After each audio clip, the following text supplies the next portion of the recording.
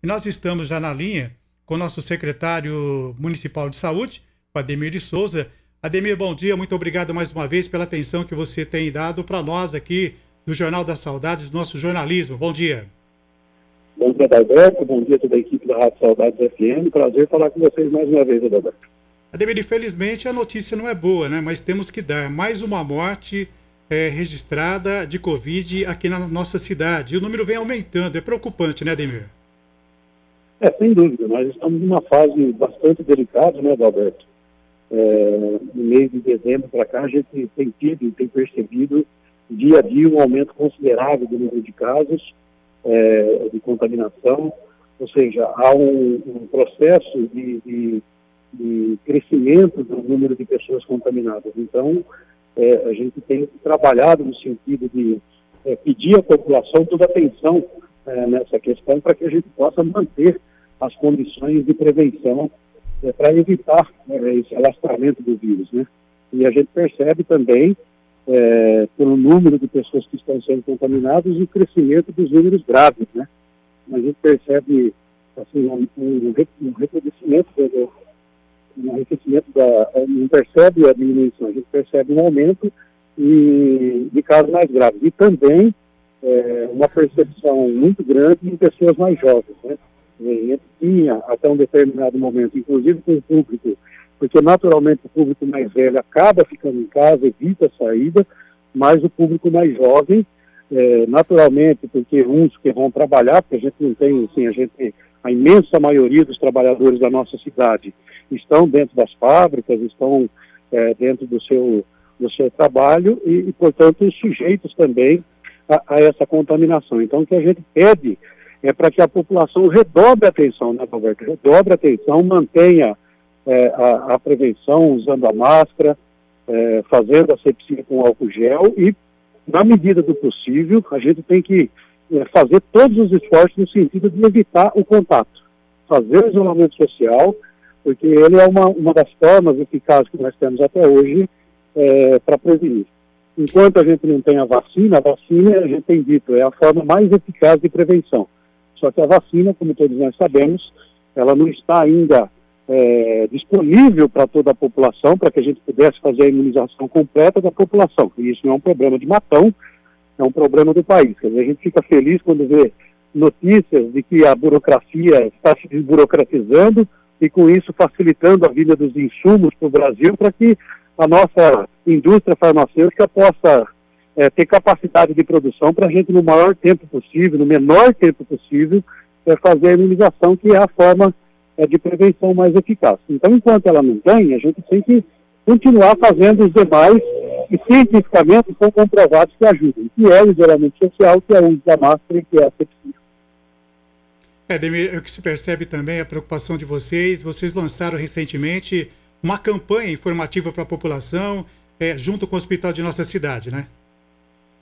Exatamente, quer dizer, nós estamos envidando os esforços no sentido de ampliar essa campanha para que a população tome conhecimento, né, tome consciência da necessidade. Assim, a gente sabe, né, Adalberto, que já faz um ano, né, nós já vamos completar um ano da pandemia no Brasil. Todo mundo sabe que as pessoas estão saturadas já dessa discussão, estão cansadas dessa discussão, mas é uma pandemia grave, uma doença letal.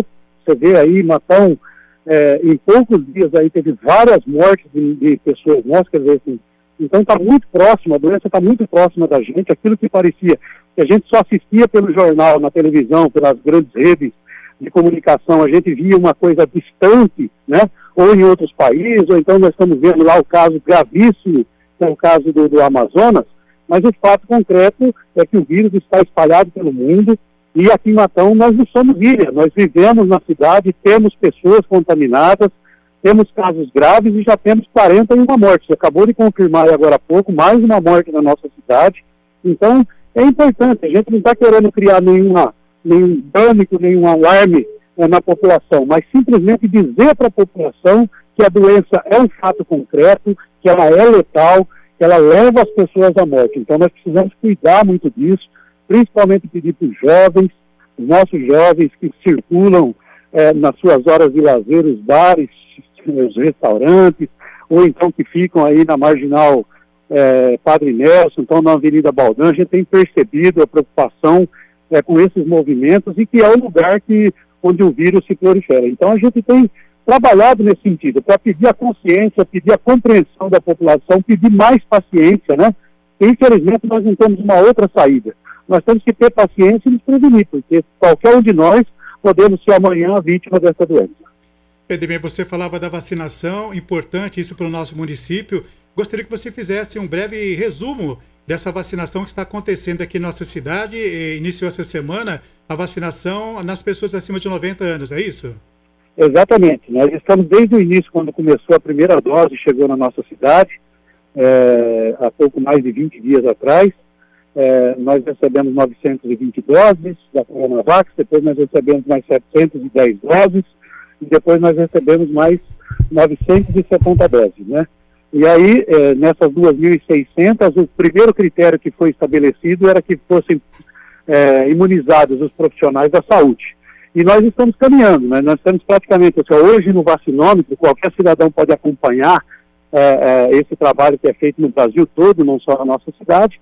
O vacinômetro hoje, que é um site do governo do estado de São Paulo, que deixa público essas informações, nós temos 2.197 pessoas imunizadas na nossa cidade.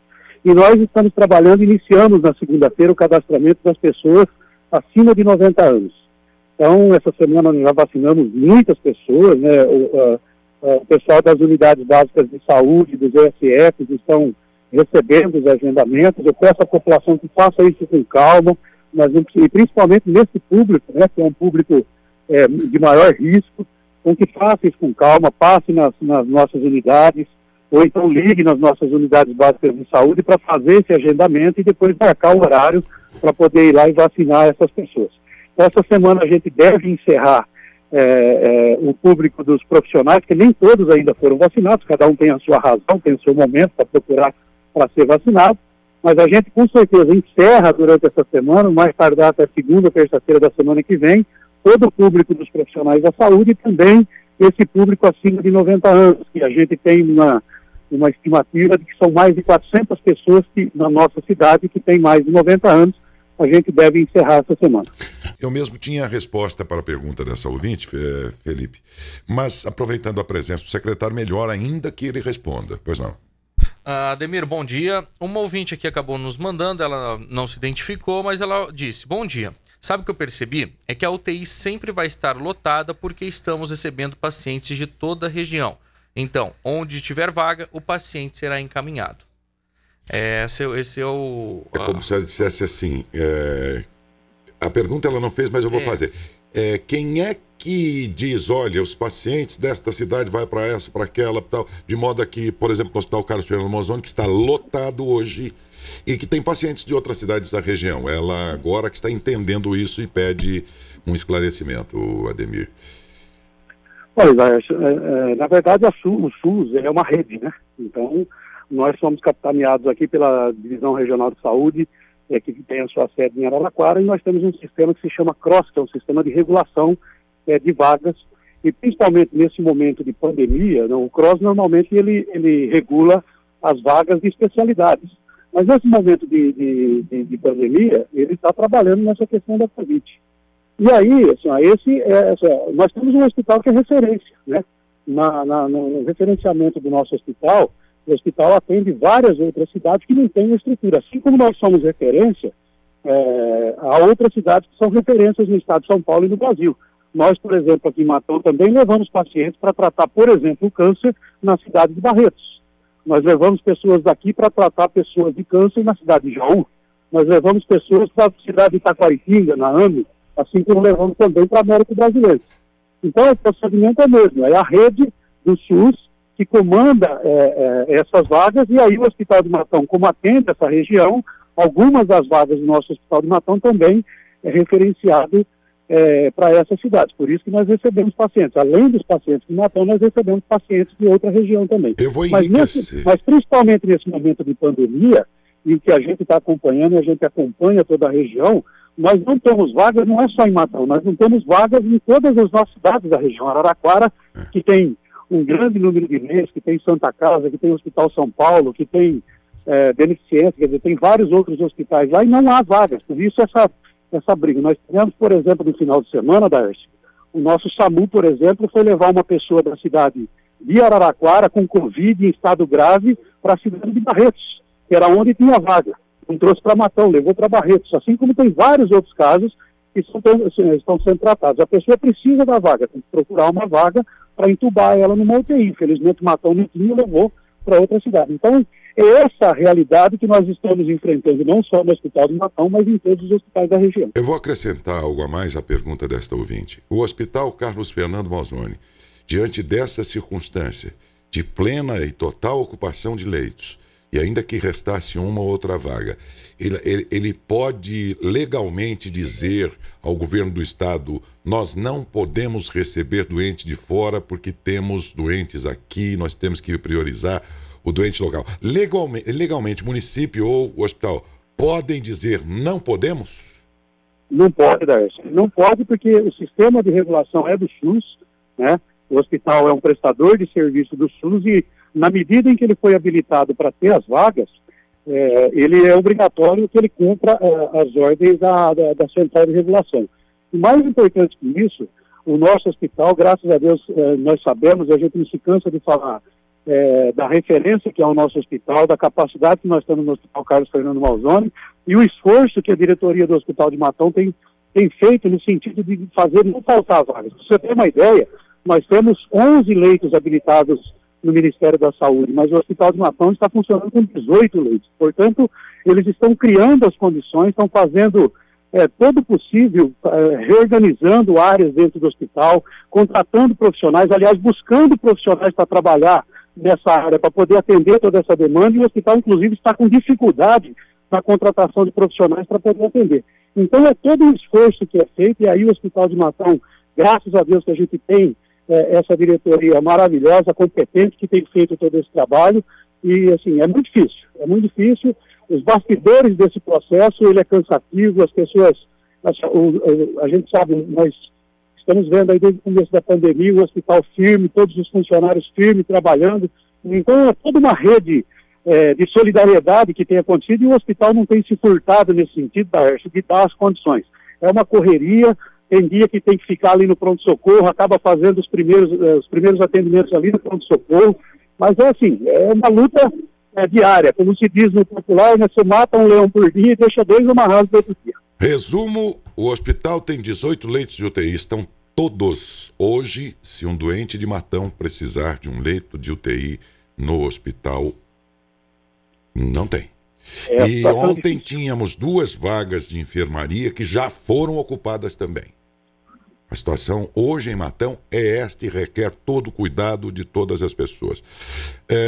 Ademir, você é secretário de saúde, compete a você zelar exatamente por esse setor aí, enquanto que o setor político também está num momento bastante delicado e respinga na sua secretaria, então estou me permitindo fazer a pergunta, que é essa movimentação em torno do projeto da Câmara, que ontem, mais uma vez, culminou com concentração das pessoas em frente ali à Prefeitura.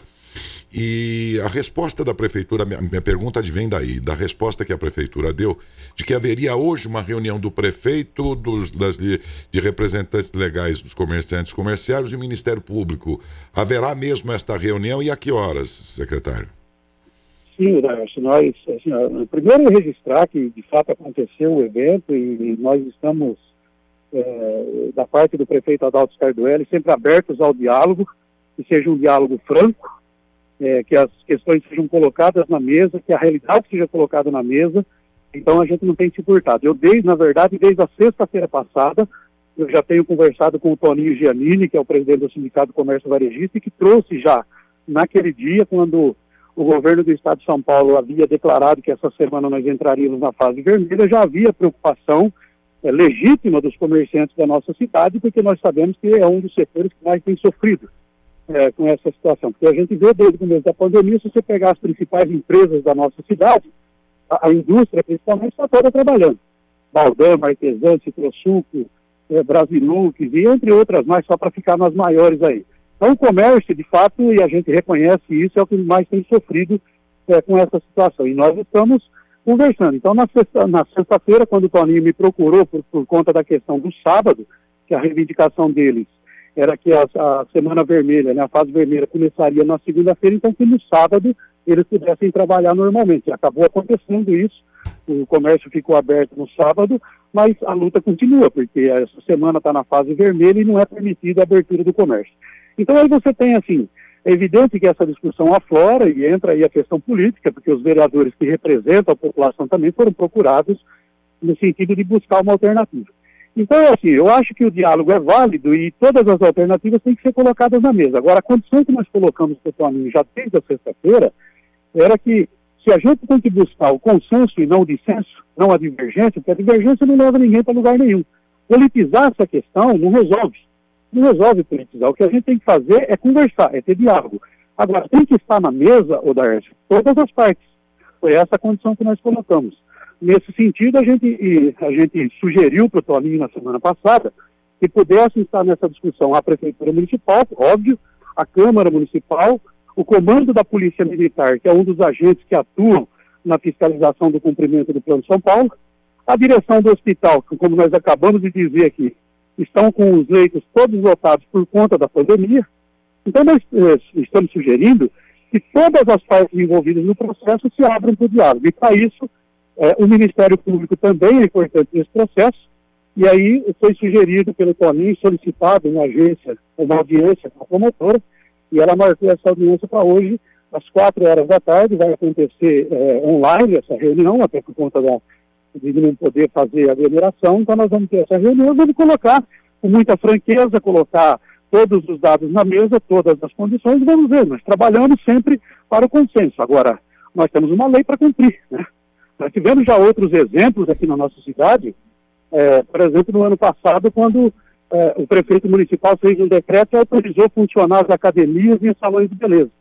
O Ministério Público, na oportunidade, promoveu uma ação civil pública e obteve uma liminar para que fossem fechados e o decreto foi declarado inconstitucional e por isso teve que voltar a fechar. Então é disso que nós estamos falando. Não adianta a prefeitura tomar uma medida e o Ministério Público não concorda, ou então que a polícia não concorda, ou então que a direção do hospital que está sofrendo com essa questão das vagas discorde. Então nós temos que fazer o diálogo, conversar e chegar num consenso. Chegando no consenso, eu acho que todo mundo tem que agir no sentido de que todo mundo perca o menos possível. Esse é o caminho, Darcy. Obrigado a você mais uma vez. Bom dia, secretário de Saúde, Ademir Souza.